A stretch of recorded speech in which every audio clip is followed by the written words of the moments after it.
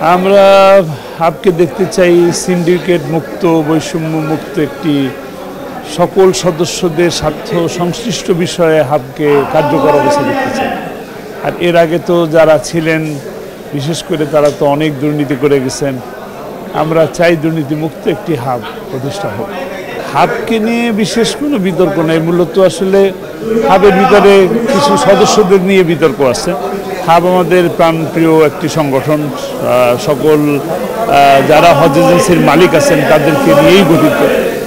সকলেই চেষ্টা করে হাবকে বিতর্কের ঊর্ধ্বে রাখার জন্য।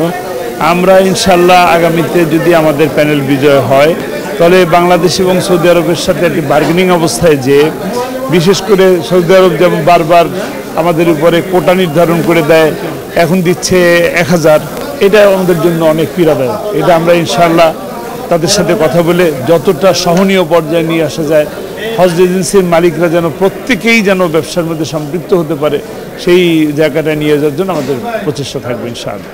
উৎসব মুখর পরিবেশে আমাদের ভোট প্রদান চলতেছে, ইনশাআল্লাহ আমাদের বিজয় আসবে।